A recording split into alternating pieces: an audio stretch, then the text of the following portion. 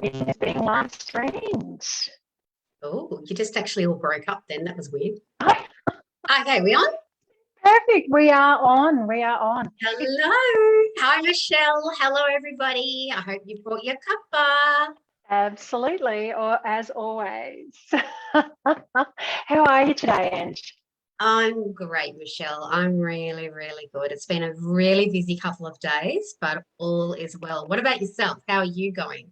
Yeah, well, as I was saying the other day that I've decided, like during lockdown, that I needed to do something about my weight because it was way on the way to numbers that I didn't want to see. and, and I kind of went, you know what? I'm not doing the best for me. I'm causing myself back pain. My body's inflamed. I need to do something about this. This is silly. And so hubby and I have been managing our diet. And as part of that, I decided, no, now's the time for me to get off sugar. Now, I've been using sugar for a very long time for a lot of emotional crutches. So everything from, you know, if I want to feel better about myself, I'll go and stuff my face with sugar. If I'm feeling a bit lonely, I'll stuff myself with sugar. If things aren't going well, I'll stuff myself with sugar. If things are going well, I'll stuff myself with sugar. And so, yeah, I kind of decided that now's the time to get off sugar because I can't just easily, go on down the shop and stuff myself full of sugar. But at the beginning of this week, it really hit hard because I've been rewarding myself every few days because we shop probably twice a week just to make sure we get really fresh veggies. And so when we go to shop, I buy myself a little Freddo. And this week it was just like, oh my gosh, the taste, I could go on and describe it all because I so love it. But yeah. Very honest of you to come. That's a very honest thing. Good on you. Wow, I just, it puts me in seventh heaven, and like it hits the same centers of your brain as cocaine does. So I'm told. Yeah. I'm told. Yeah, I have heard that. And, yep. And I'm just like, oh, I go into this bliss, and I was like, oh my gosh! But this is so much more deep-seated than just a habit or just a physical thing. It's a real emotional crutch for me, and I've been doing it for nearly 50 years. So I decided I wanted to get off it, and on Monday I really hit it down. I felt sick. I was anxious. I was like all over the shop, and the cravings. Oh my gosh, the cravings! But bringing it into our topic today, I mentioned it yesterday, and I've had some beautiful ladies who reached out to me to say, I can help you. Would you like that help? And I was just like, oh my gosh, how wonderful. It's just so lovely to be in a community that offers that. It's lovely. Absolutely. And that was our beautiful Bling Angel community. Yeah, absolutely. Absolutely. It really was. That's a pretty special group of women. Like just such a high vibration. Because the truth is we all go down the rabbit hole and we need to move ourselves back into the love and above. And we need to have all these different strategies to do so. It doesn't just happen. It's actually you need to be mindful. You need to bring yourself back into the moment. You actually take that moment to be aware, and go, is this good? Is this not good? Instead of just doing the do, which is what you're talking about, which today's topic is about belonging to a group where you can reach out to. And what I really love, what happened yesterday was when you were sharing your withdrawals from the sugar, what was really beautiful is people reached out to you. Yeah.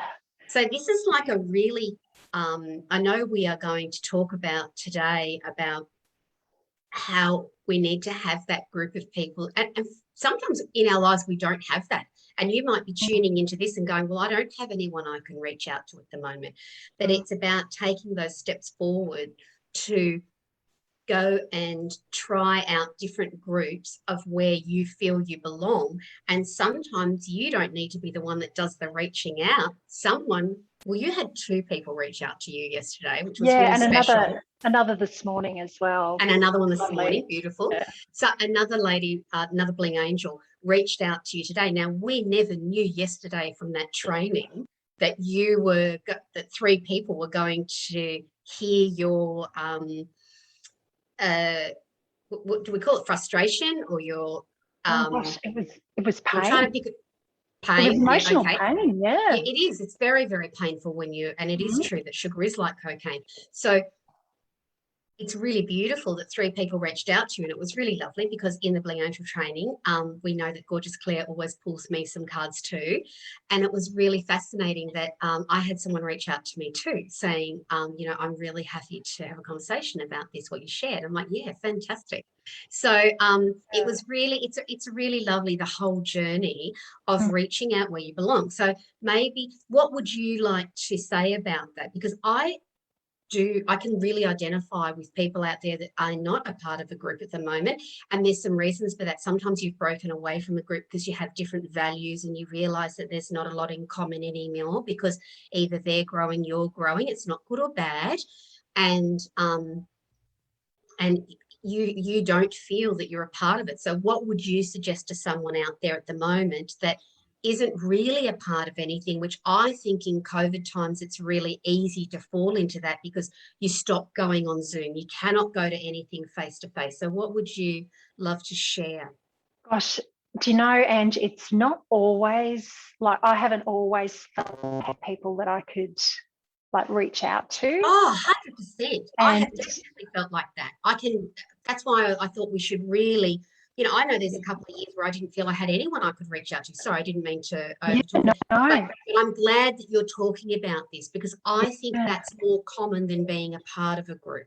yeah. And yeah, so for many years, particularly when my children, were young and as a single mum, it was like I didn't feel I could reach out to other mums to say, hey, look, could you have the kids for me overnight because I really just need a break, or I'd like to, I don't know, just go out for the night, or just be me.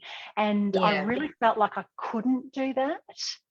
But as time has gone on, and like that was just one of the incidences that I could describe. I've always felt, and obviously this has come from childhood, I've always felt that if I had to rely on me, reaching out and asking people to do something for you, that was bothering them, or they've got so much on their plate, or stuff like that. And it's kind of, that's actually quite a negative space to get into in your head, because generally people want to help, but they don't want to 100%. impose on you. They don't want to push themselves on you. And it's really about communication, isn't it? It's really about communicating with those people and saying, even before you need the help, if I called on you, would you be willing to help me? And, oh, yeah, if I'm not doing anything, or, what, and the parameters around what help they're willing to give you. And I think it's something that we kind of go into friendships and we go into relationships and all of that sort of thing. And it's not something that we actually discuss. No, and sometimes we have unreal expectations too. Like I've heard people say, oh, that person wasn't there for me. And I'm like, well, you didn't know what was going on in that person's life. You don't know what they were going through. Maybe they only had enough resources for themselves. They didn't have enough resources for you as well. And they're like, oh, I never thought of that. Like just because someone has said, I'm really happy to be there for you in this time of,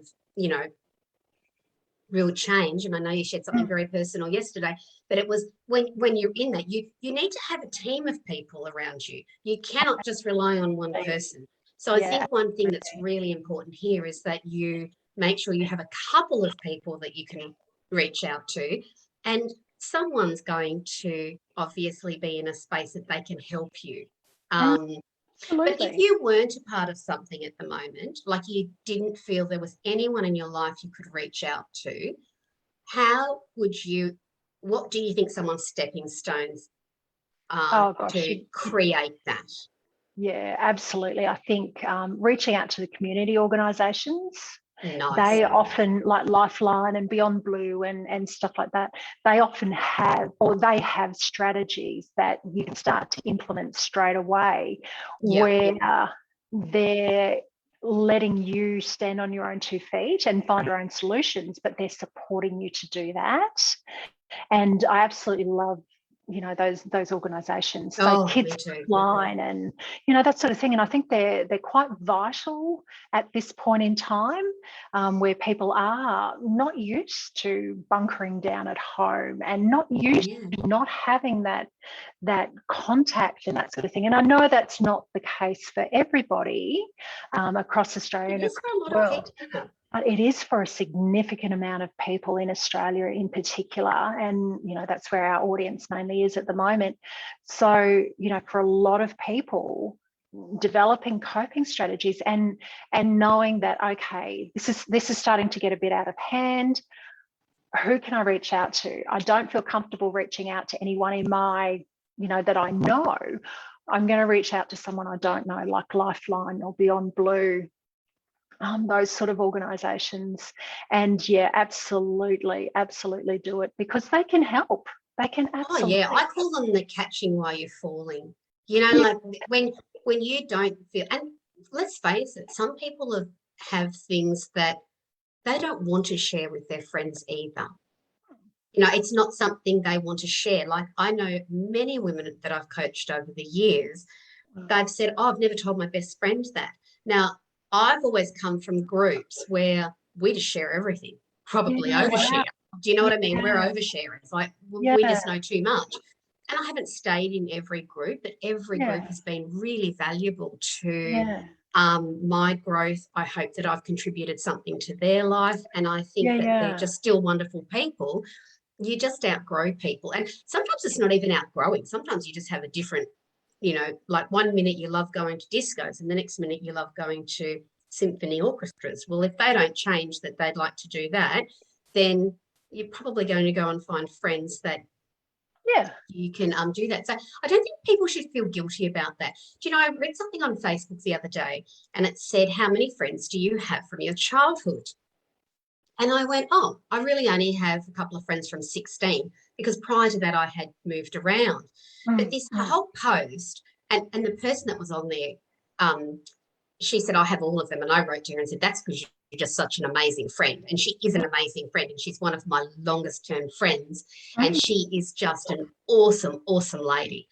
But I thought, gee, that can really make people feel really inadequate, because if you've moved around, we all know that it takes time to make friendships. It takes experiences to make friendships. Also in friendships, you need to have the ups and downs, like that you need to say sorry and move through. And sometimes the friendship is not valuable enough to either person that you actually want to continue the friendship. Because I think we all have the idea that we're going to be friends forever. It doesn't quite work like that. Sometimes you don't see people for a little while. So the reason that I'm bringing that up is if you're in that transition at the moment where you're not a part of a group, don't feel bad about it. Like, don't feel bad about it. As you said, reach out to some of our organisations and start to rebuild there so that you can find out what your interests are again, and you can start going back into the community and making those lovely friends again, if that makes sense. Absolutely. I know moving around with Defence, I had a lot of people that probably now I would call acquaintances. Whereas at the time they were friends, and it's kind of like, now they're acquaintances, but should we be in the same location and start seeing a lot more of each other again, they would become friends again. Isn't that lovely? We just pick up where we left off. That's a true friend. I love the friends that when you catch up, you haven't seen for years and it's just like yesterday. Yeah, absolutely. So yeah, there's a few of those, but at the same time, would I feel confident to reach out to them if I needed them? Oh no, I'd probably prioritize them down the list. Whereas those that are around me at the moment and offering support and that sort of thing at the moment, I'd reach out to them first. But then, like you say, you need to have a team of people to reach out to, because not everyone is in the space where they might say, yes, I can help you. But then when you call them, something has changed for them and they're not in the space where they can help Yeah, and you. that doesn't mean they don't care about you or love you. It means that they're not Exactly. in that space. So I Yeah. think today about our belonging is about really, again, it always returns to belonging to yourself, because once you belong to Mm. yourself and you get yourself in more enriched friendships, more enriched groups, you naturally grow and you start to make really great friends there. Mm. And Mm. something was told when I was doing my master NLP. There was a wonderful lady called Alice Hammerley. I really liked her. She actually taught me a lot of really wonderful things along the way. Yeah. And she said to me, you only need one friend. So if the children that you've really got to worry about that don't feel they have one person in their life, Oh, but if people yeah. feel they have one person in their life, Mm. now I know we're talking about having a resource, but as long as you feel that you have that one friend, that might not be the friend that you want to share everything with, but you could reach out to the resource, like what our beautiful community, like our Lifeline and Beyond Blue offer. Yeah. Yeah, do you know, I'm just, as you're saying that, I remember when I was doing promotion courses for my peers, we used to have an he was the regimental sergeant major for Army, so he was kind of the head soldier of the enlisted ranks, and Kev would come along and he'd talk about, when you get to the end of your life, you probably only really have 5 real friends. And he would be talking about this in terms of loyalty and doing the right thing. You're not supporting your mates. They're not really your mates if they're doing the wrong thing. So think about loyalty to yourself, and you often hear that you're the average of the 5 people that you hang around with. Yeah. And I was thinking about the average of the 5 people I hang around with, and when I get towards the end of my life, I only have 5 real friends.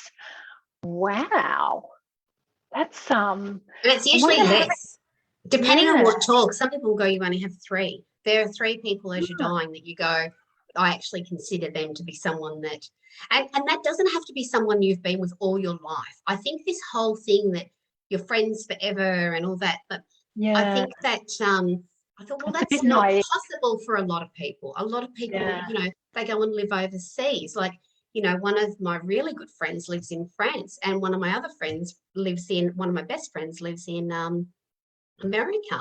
So I would consider them my go-to girls, but yet I don't get to spend a lot of time with them. So maybe that's something also in belonging. Don't think that it always has to be everyday coffee. Sometimes it's those people and living that in each other's pockets, but will show up for you 100% and catch you. Yeah, and we've just had Serena join us. So hi, Serena, how you doing? Hey, Serena, hello. And she was saying that loyalty and real mates is an interesting topic. And sometimes your family isn't as loyal as you might think either. Of course, you often get out what you put in.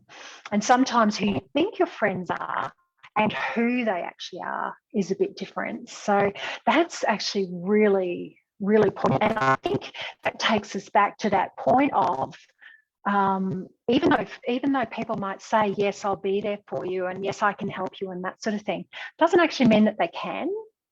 Yeah, definitely. Yeah. I think Serena's brought up a really good point that sometimes we are taught as a child that family will always be there for you. I can actually remember my grandfather, he ran a very tight ship. He was just fantastic. And he said, Mum was pretty troubled. And he said, don't worry, your uncle will always be there for you. And I'll never forget the day that he said, we can't see you anymore. And I remember thinking, well, Pop said you'd always be there for me. And he said, we don't agree with how your mother lives. They lived in a different place. It's not a bad thing. He was trying to say goodbye in a nice way. And nothing ever reconnected from that. But it's actually not true. Family are not always there for you. And sometimes you sit with such different values that it's virtually an impossible relationship. Yeah. I thought it was really funny when one of the Bling Angels said yesterday, she said, I think I'm going to, it was cutting a habit or something. It's like that family member you want to cut off. And I'm like, that is so funny. I love, and I don't think that anyone's ever doing anything to children. It's the adult they don't like. Do you know, like that's who they have the conflict. The child then lives with that rejection. That's right. And for the child, they take it as their own rejection. They don't Yeah, exactly. and because And they don't adults, experience. adults don't realize what they're doing. They think they're doing Yeah. it, you know. But I was just saying that as I Yeah. love how Serena said, sometimes you think family are there and they're not. And it's the truth is, not everyone has a wonderful mother and father. You know, when they go, oh, go to your mum for this advice. Well, you know, I don't necessarily think that you're going to get good advice from certain people, or your father's always going to look out for you, but in actual fact your father's too busy running around chasing women. So sometimes society sets you up to feel inadequate, that that's it's not actually true. that's It's actually a not really good true. point. This is for me, Thanks, Serena. That was good. That was really good. and she's saying, yes, sometimes family is toxic. Everyone has their own journey. Yes. For me, the last probably 9 months has been very much about realizing the way society has molded me and my thoughts. And I hadn't actually thought of that. And in that society kind of conditions us to think that if we need something, we can always rely on family. I hadn't thought of that one. That's A lot of people cannot. Yeah. I saw one lady for many months, like about 3 months, and her family was stealing off her. And I was like, you need to move out of here. You know, like if you could find yourself a space, then they cannot steal your stuff. Like there was absolutely no boundary. So she was obviously a worker. They didn't work. There were all these things that came, and she goes, I never thought of that. I said, maybe just try it for a little while, and you can always go back. Yeah. And she was like 23 or so. And she said that was the turning point of her life, because no one could steal her stuff. She could actually put an eyeshadow there and know that it would be there tomorrow. But some families are toxic and they don't need to be. They have got their own pain. Well, I'm not making these people wrong by any means. We don't know what was done to them. But sometimes you do need to remove yourself. Yeah, and looking at it. And it doesn't have to be forever. It doesn't have to be forever, but just sometimes to regroup, to set better boundaries, to actually go, well, this is going to be okay and this is not going to be okay. Because I think a lot of empaths just give themselves up completely. I do. And they're just like, you know, oh, yeah, you can do anything and you can say anything to me. And if it's hurtful and people go, well, so what? And you go, oh, okay, so what? You know, and you actually need to start then putting those lines in the sand of actually, you can't talk to me like that anymore. Yeah. You know, if you don't talk to me like that anymore, we're not going to have lunches together. We're not going to share time. Yeah, because you teach people how to treat you. Serena's just saying, Christmas can be really triggering for people who don't have perfect families. And we see that all the time on TV, don't we? You know, who has the perfect family? And there are that's only in Disney character stuff. Yeah, there are very few. Actually, Serena's saying she hasn't met one perfect family yet. So no. RESPECT, find out what it means to me. Yeah. I would say that is when, as coaches, you start, everyone's reading going, how am I going to cope with these people are coming? She says this to me. She always makes me feel bad. And we know we won't go down that whole line of why that happens, but it is really challenging. You're putting together all these personalities that don't necessarily want to be together. Yes, I know. So I just stopped going. You are so fabulous. Oh my goodness. Okay, I'm just not going to do it. Once I realized, like for me anyway, once I realized that the grouping was having on me, I just went, I'm not going to do that. Yeah, because I didn't feel good there anyway. That's right. And there are times where, yes, I would call on particular people. Previously, yes, there were people that I would call on. No, there's going to be a cost involved to me. So they're not actually, that's terrible. They're not giving themselves to expect nothing. They actually expect, it's a favour. And I'm going to call it sooner or later. That's just so murky. I don't like that sort of stuff. It just gives you chills, doesn't it? Yeah. If there's not a beautiful flow, it's better not to have it. I'm really grateful Serena brought that up today, actually, because I am just thinking of people that I know, just downloading now, and I would think they would call their friends before they call their family. Yeah, isn't it interesting? Interesting. Yeah. There's a lot of deep emotion with family, isn't there? Because you grow up and they shape you.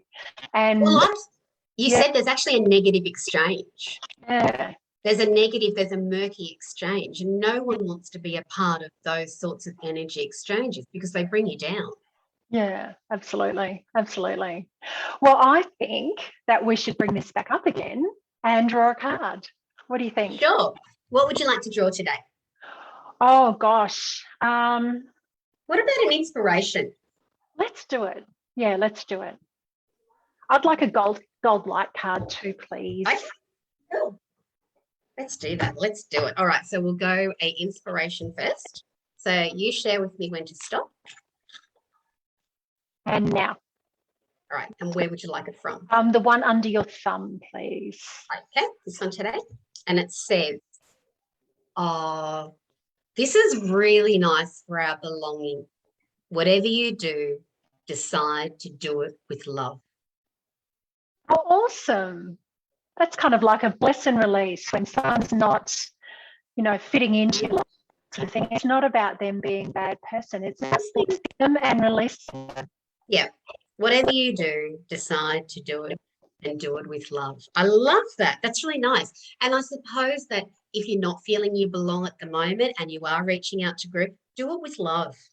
Go, I am going to find the right group to hang around. I'm going to find a really supportive group. Actually start affirming I'm being supported, I'm being loved, and I'm giving support and love. Remember, don't just go to get, go to help as yeah, help as well. Receive, yeah. Absolutely. And the gold, I'll have that one, thanks. Okay, two fell out. Oh, okay. And oh my goodness, one of them is I am beyond fabulous. Oh, yes. Yes, ladies, you are beyond fabulous. Definitely you're beyond fabulous. And the other one was I am insightful. So that card to me means really trust yourself. You know, if you feel like picking up the phone and ringing someone, that intuition didn't come for it came for a reason. Came for a reason, yeah. Absolutely. I always say when you think of someone, like the other day, who was it? Oh, I was thinking of my girlfriend in Canberra, actually, and I haven't seen her for months, and she's adorable. I call her Italian Ange. And I thought, oh my God, I must call out to her and give her a call. You wouldn't believe it. She sent me a text the next day saying, I've been thinking of you. What's happened? You know, like, I'm like, oh my God, we're so busy. We need to make a time, you know, and we don't, we would just call each other, but we're calling each other when we can't connect. So that's that reaching out again, isn't it, to belong? Absolutely, absolutely. And having that insight and permission that you can bless and release people. Yeah, I love that. I love that. So if you know, a lot of people do return in your life. A lot of people do return. It's just sometimes not right for right now. Yeah. And people that have long relationships haven't been in each other's pocket the whole time. They've actually had a few years doing other things. Actually, I was talking to a lady the other day who said she'd only been married about 3 years. So she's about, she'd probably be about our age. And she'd actually met up with her best friend from high school. And in the intervening years, like he'd been married and all of that sort of thing. And then, she'd had relationships and whatever, but he'd come back into her life and now they're making a beautiful life together. Oh, I love that. That's just awesome. Oh, that's nice. That's nice. Yeah, look, I think that life's a timing game. But what we would like to share with you today is please reach out to anybody. Also remember that, you know, we are also here. You can always reach out to an angel if you're feeling like you need support. We have our midday magic now, which we would love you to come along to and be a part of. And if that doesn't feel right for you, there's lots and lots of other places that you can go. But take that first step. Take the first step to finding somewhere you belong that you can reach out to. And, you know, I'd say Serena would be a lot of people's go-to person because she is so generous. Yeah, absolutely. Absolutely. Well, thank you for another wonderful chat. You too, Michelle. And I can't wait to see you next week. And I think next week we're going to do on addiction.